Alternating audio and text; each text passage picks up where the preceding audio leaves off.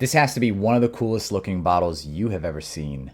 What's going on, guys? My name is Neeb. Welcome to my channel, Aromatics. Today we're going to be diving into a niche house from the UAE, and this fragrance house is called Taif Al Emarat. Taif Al Emarat is a Middle Eastern luxury brand that really focuses a lot on the GCC, which is also known as the Gulf Cooperation Council. So the GCC is composed of a couple of different countries, including Kuwait, which is what we're going to be talking about today.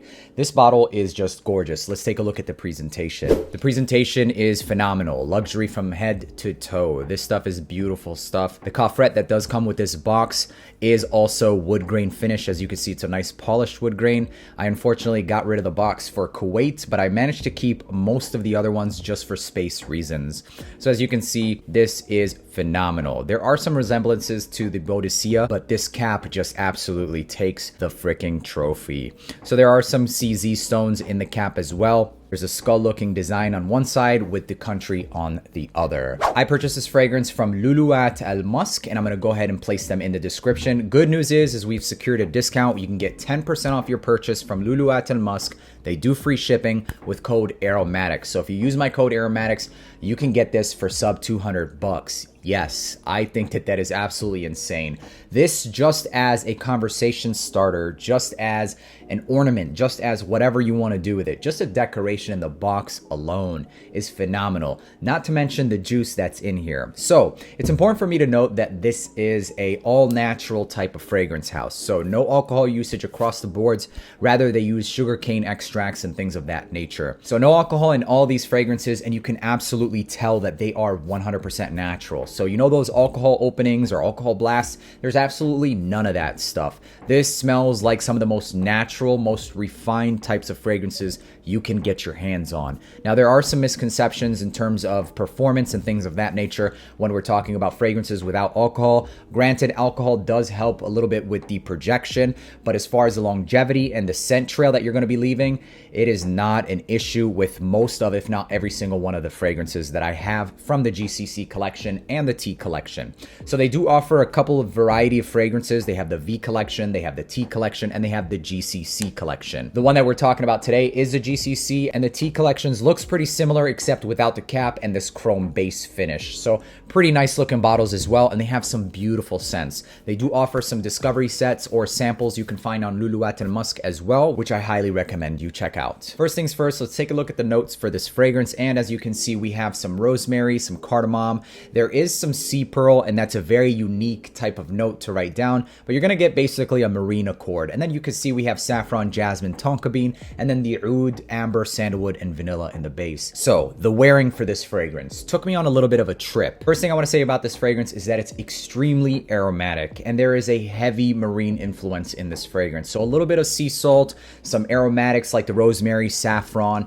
This stuff is like old school money, Arab money for sure. This gives me Arab money vibes, mob boss vibes all day. So the opening with this fragrance, which I'm going to go ahead and remind myself of right now, I remember having a lot of rosemary and some of that pearl. So the pearl is basically marine note, and essentially what that does is it really draws this picture of just being on the beach and catching like this very cooling waft of air. You get the sand, you can kind of sense the sea salt, the salty air. It's brisk, and you have just this nice balance of aromatics with the spice. There's a little bit of cardamom, but it doesn't really do too much when talking about making it that much of a spicy fragrance.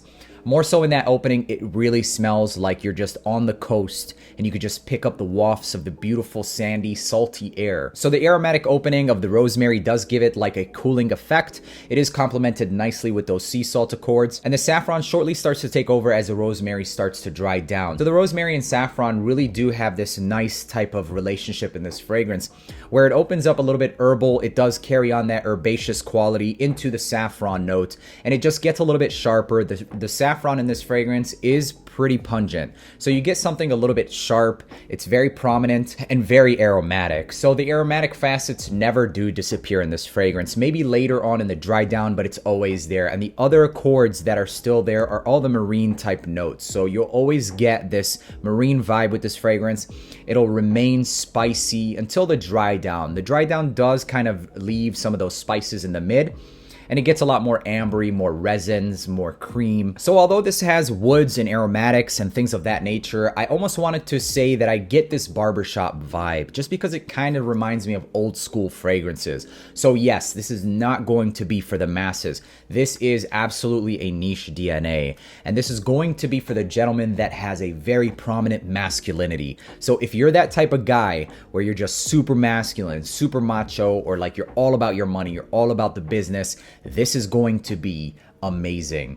So just for scale, you guys, I actually got one compliment while wearing this fragrance, and believe it or not, it was from a nephrologist. So yes, that's a doctor of the kidneys. So that gentleman knows what it's like to smell like this because he probably enjoys smelling like this. So like I said, very serious vibes. You kind of take command when you're wearing a fragrance like this, for sure. So the rosemary dissipates within the first hour, but the saffron hangs around for around 4 to 5 hours. I remember around hour 5, it was much smoother. The saffron might have still been there, but it wasn't nearly as prominent, nor was it much of a spicy fragrance anymore. It really did get much creamier, a bit warmer, and some of that vanilla started to shine through with the oud. The marine notes do live throughout the entirety of the fragrance, which is a bit strange to me in my opinion. Since it is listed as a top note, I don't think it ever really goes away. So that sea pearl note is lasted throughout the entirety of the fragrance. And honestly, I believe that they used the perfect terminology when describing the marine notes of this fragrance, because sea pearl, I think, is a perfect representation for the amount or the quality of luxury or quality of notes that I find this fragrance to have. You can absolutely sense the high levels and high concentrations of just quality oils in this. It's no joke. It is absolutely no joke. You spray it on, you get no alcohol. All you get is just straight up a naked fragrance. Essentially, just oils. It's like an attar. You take an attar. Although attars are not mixed with the cane sugar in the water, it's essentially you taking an attar and mixing it with those things and just swabbing it on. So honestly, I think this is as natural as it gets. It smells like it as well. And the performance on this thing easily lasted me 12 hours. So although there isn't any alcohol, it wasn't a projection monster. I could smell myself easily. The entire time was like a 2-foot bubble, and the sillage was absolutely there. And I had the gentleman that did compliment me, the nephrologist, he confirmed it as well. He said, you filled this entire place with this fragrance. So Blue Sapphire, Oster, this is better. In my opinion, presentation definitely takes the win, takes the trophy, and that's exactly what this looks like. It looks like a trophy. This, in my opinion, is a standalone on its own. I have a respect for this fragrance, as I do for the other 2 fragrances, for their own thing, but this one would definitely be my pick. Occasions for this fragrance, like I said, this is a gentleman. This is definitely 30 and above.